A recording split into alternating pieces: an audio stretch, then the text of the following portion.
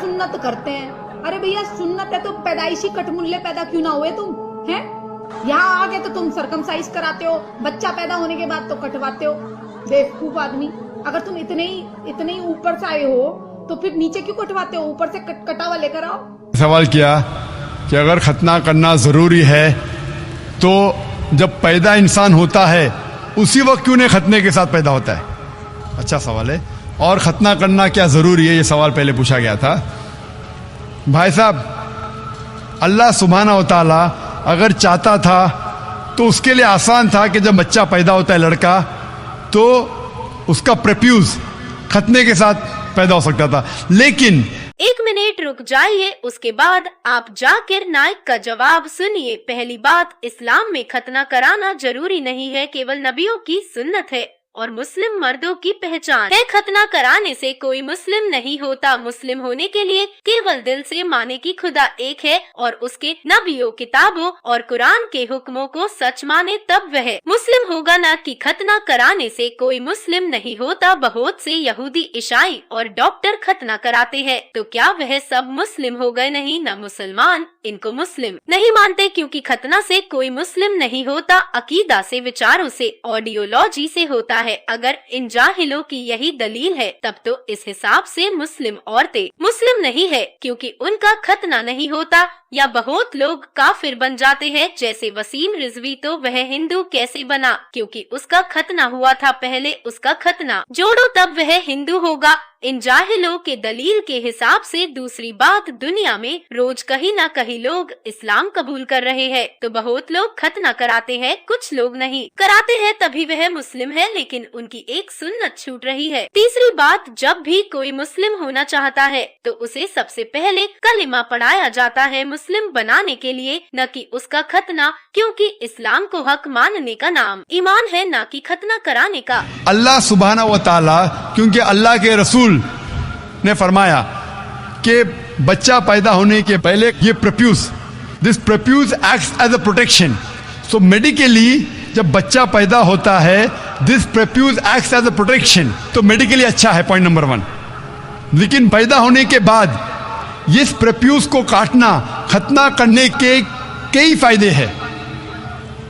और इससे ये पता चलता है जब एक लड़का या आदमी की खतना होती है, उसके बहुत कम चांसेस है to have cancer of the penis के कैंसर होने के चांसेस बहुत कम है। आज की साइंस ये कहती है कि अगर खतना नहीं होगा तो कई बीमारियां पीनस की हो सकती है। They can be inflammation of the पीनस, कई बीमारियां हो सकती है। और आज साइंस ये भी कहती है कि जिस इंसान की बचपन में खतना होती है उसको एड्स के चांसेस कम है।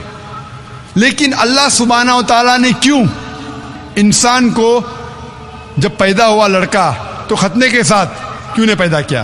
पॉइंट नंबर 1 मैंने कहा कि मेडिकली इट प्रोटेक्ट्स, तो प्रोटेक्शन नहीं रहेगा। और दूसरा, ये अल्लाह के रसूल की सुन्नत है, उनने कहा कि लड़के की खतना होना चाहिए। अल्लाह ताला देखना चाहता है कि आप उसके पैगाम पे अमल करते हैं क्या नहीं, उसके पैगाम पे अमल करते हैं क्या नहीं।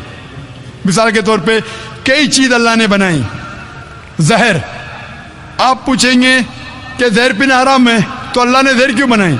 अल्लाह ताला ने कहा है कि आत्महत्या करना हराम है। अल्लाह देखना चाहता है कि आप उसकी तालीमात पे अमल करते हैं क्या नहीं, उसके अहकामात पे अमल करते हैं क्या नहीं। तो ये भी आपके लिए टेस्ट है कि do you follow the teachings of Allah and his रसूल और नॉट। बट खतना करना, जैसा मैंने कहा, फर्ज नहीं है, लेकिन करेंगे तो एक अहम सुन्नत है, आपके बहुत से फायदे हैं। Hope the answer the question. आपने बोला है कि जो इस्लाम कबूल करता है उसके हजारों गुनाह माफ हो जाता है, मगर मेरे हिसाब से सबका मालिक एक है, और एक मालिक होते हुए किसको ये नजर से देखता है और किसको वो नजर से देखता है। हिंदुओं को माफ नहीं करेगा और जो इस्लाम धर्म स्वीकार करता है उसको माफ कर देगा। ये कौन सा ऊपर वाले का कानून है जो मेरी समझ में नहीं आ रहा है? बहुत अच्छा सवाल, बहुत अच्छा सवाल। मालिक एक तो सारे इंसानों के लिए अदल भी एक होता है। बहुत अच्छा सवाल, बहुत अहम सवाल। भाई का सवाल है कि ये किधर का मुसलमानों को माफ करता है, हिंदू को नहीं माफ करता है। मैंने आपसे कहा कि जो इंसान नाम का मुसलमान है, उसका नाम मोहम्मद, अब्दुल्ला, जाकिर है, तो वो काफी नहीं जन्नत में जाने के लिए। مسلم کا مطلب وہ انسان جو امن حاصل کرتا ہے اپنی خواہش اپنی مرضی سے خدا کے احکامات پہ عمل کرنے کے بعد. یعنی جو انسان اپنے مالک کے احکامات پہ عمل کرتا ہے وہ سچا انسان ہے. وہ نام کا کیا ہے اس کا میں کوئی لینا دینا نہیں. یہاں میں کہہ رہا ہوں کہ جو انسان اللہ کے علاوہ کسی کے ساتھ شرک کر رہا تھا آج شرک کرنا چھوڑ دیا, آج اس کے گناہ معاف ہوں گے.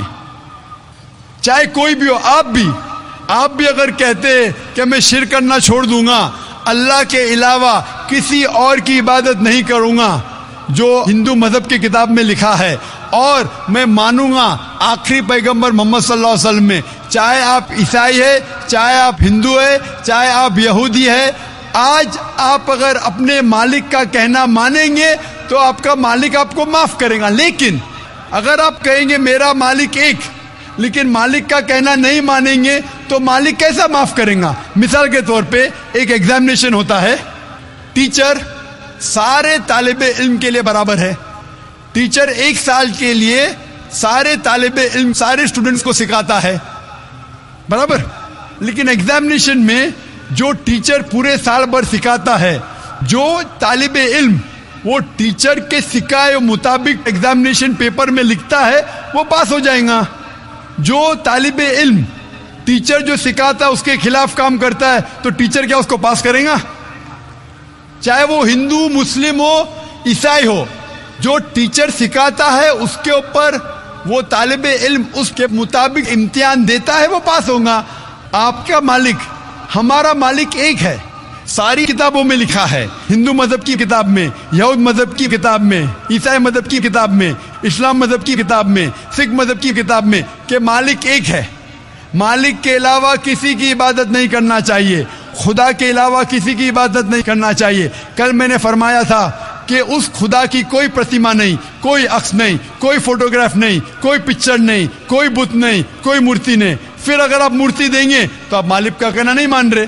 تو اگر آپ مالک کا کہنا مانیں گے, آپ کا نام کچھ بھی ہو, موہن ہو, کچھ بھی ہو, شنکر ہو یا عبداللہ ہو, اگر آپ مالک کا کہنا مانیں گے تو آپ سچ مچ اس مالک کے بندے ہیں.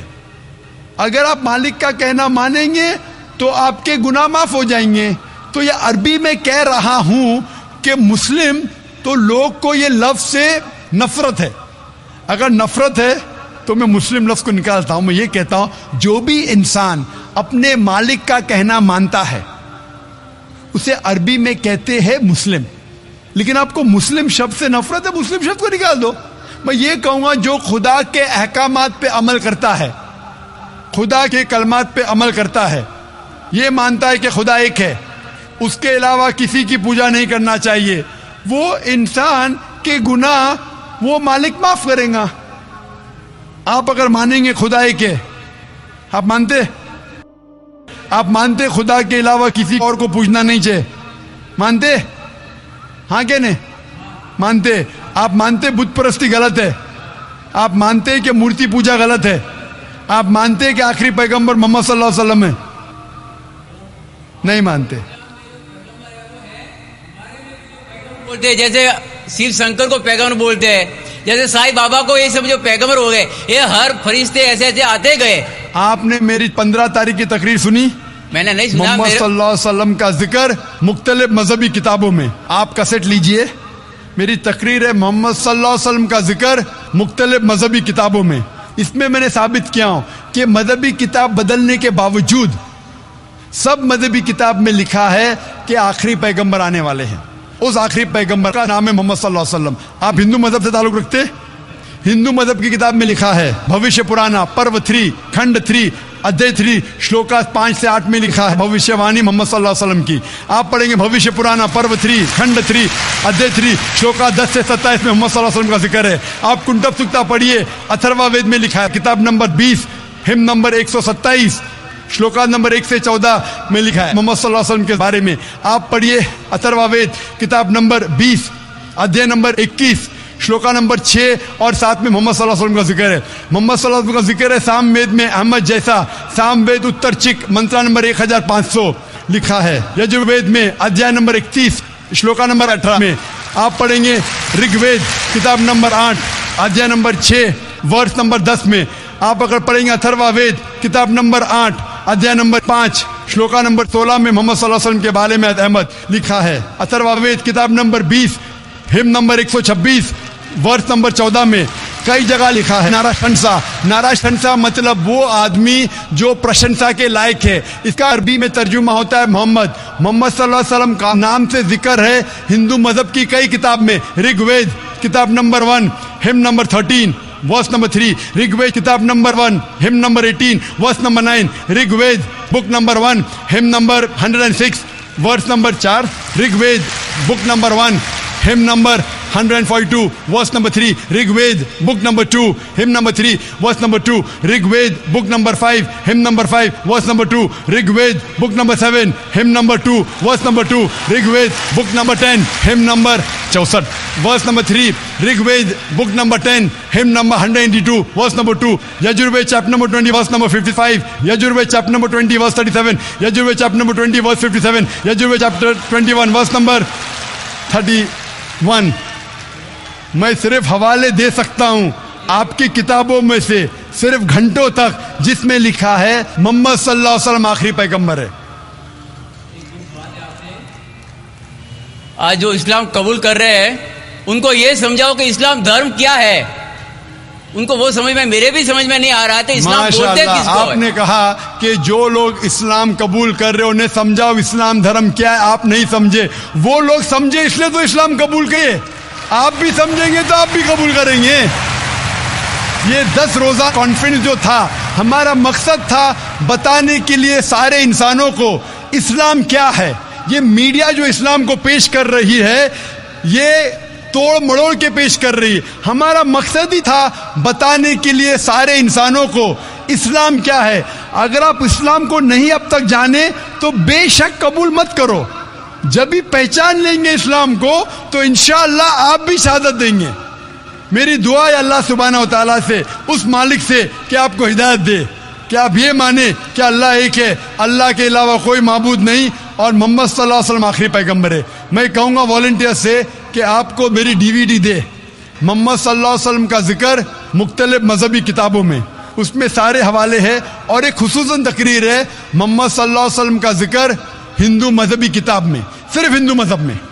आप उसको देखो और इंशाअल्लाह आप इस बात को तस्लीम करेंगे आज नहीं तो कल कि अल्लाह एक है, उसके अलावा कोई माबूद नहीं और मोहम्मद सल्लल्लाहु अलैहि वसल्लम आखिरी पैगंबर है। Hope the answer the question. Mic number